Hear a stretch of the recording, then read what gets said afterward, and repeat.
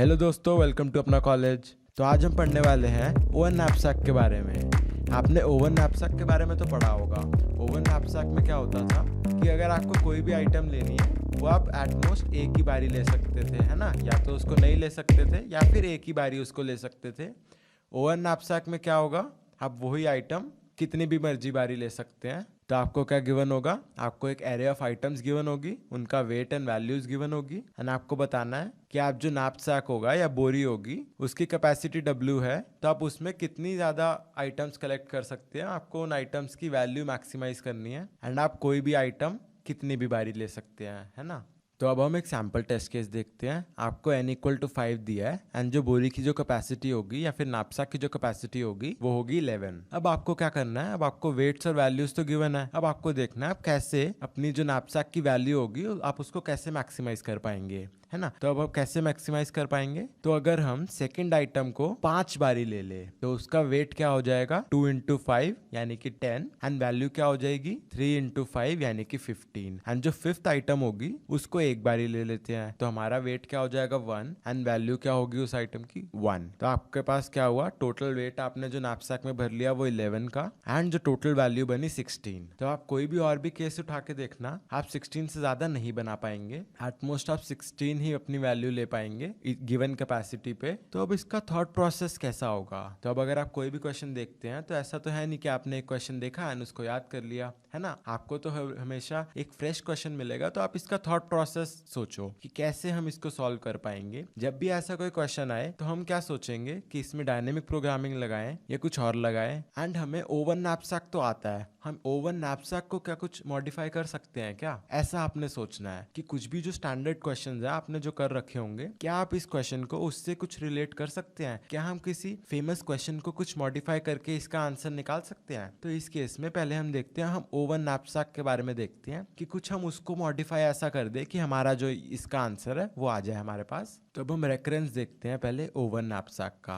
हम क्या करते थे ओवन नैपसैक में, हमारे पास अगर ith आइटम पे हैं एंड अभी हमारे पास कैपेसिटी है W, तो हम क्या करते थे, या तो हम इस आइटम को नहीं लेंगे तो हम क्या करते थे सीधा नेक्स्ट आइटम पे चले जाएंगे यानी कि i+1 एंड अगर हम उस आइटम को ले लेते थे तो हम क्या करते थे उसकी वैल्यू में ऐड कर दी एंड हमने रिकर्जन लगा दी बाकी पे एंड उसका वेट माइनस कर दिया यानी कि W - weight of I and हम चले गए उसके बाद नेक्स्ट एलिमेंट पे।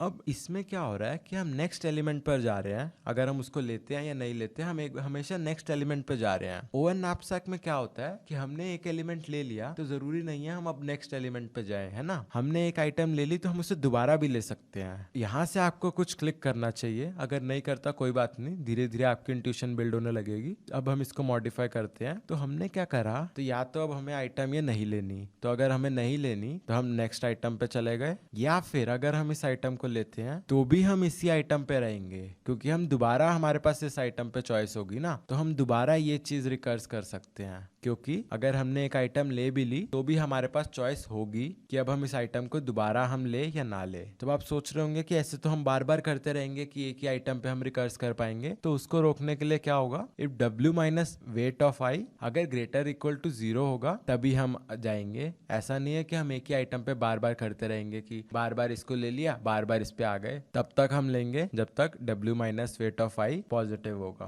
तो हम क्या कर रहे हैं, हर वेट W पे हम चेक करते हैं कि अब सारी आइटम में से कौन सी आइटम को लेके हमारा जो वैल्यू है वो मैक्सिमाइज हो रही है। तो अगर हम वेट पे हैं 3 पे तो हम 3 पे सारे आइटम्स दोबारा देखेंगे कि 3 वेट पे हम कैसे और मैक्सिमाइज कर ले। हम 0 से W तक जा रहे होंगे क्योंकि DP है तो हम नीचे से ऊपर बिल्ड कर रहे होंगे। तो ये तो अभी हमने रेकरेंस देखा, तो अब आप रेकरेंस को अगर कोड करेंगे तो भी आपका आंसर आ जाएगा। टैबुलर फॉर्म में अगर हम सोचे तो टैबुलर फॉर्म में क्या होगा, तो हमारे पास 0 से W - 1 तक तो हमने कैलकुलेट कर रखे होंगे। अगर हम WH वेट पे हैं तो हम सारी आइटम्स चेक करेंगे, कोई भी आइटम लेके मेरा आंसर मैक्सिमाइज हो रहा है या नहीं, है ना। तो अब हम इसको कोड से देखते हैं, हमें और अच्छा समझ आएगा, है ना। तो अब मैं यहाँ पे जल्दी से अपना टेस्ट केस लिख लेता हूँ।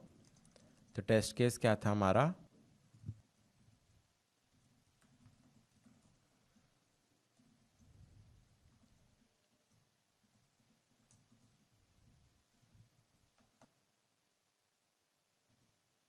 तो ये जो है मैंने इनपुट ले रखा है। अब हम इसका कोड देखते हैं।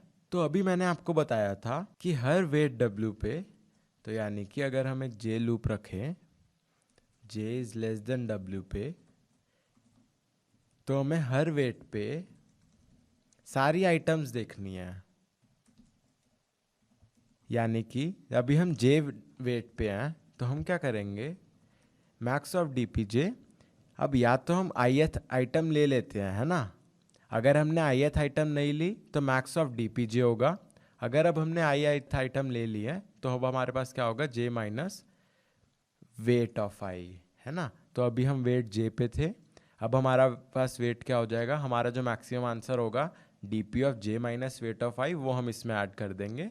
तो अब हम इसको देखते हैं, सी आउट dp ऑफ w। तो कोड तो बहुत ही सिंपल है, आपने देखा अभी मैंने कितनी जल्दी इसका कोड लिख दिया, एंड बहुत ही छोटा था इसका कोड। अभी हम पहले रन करते हैं, फिर हम आगे और इसको देखते हैं।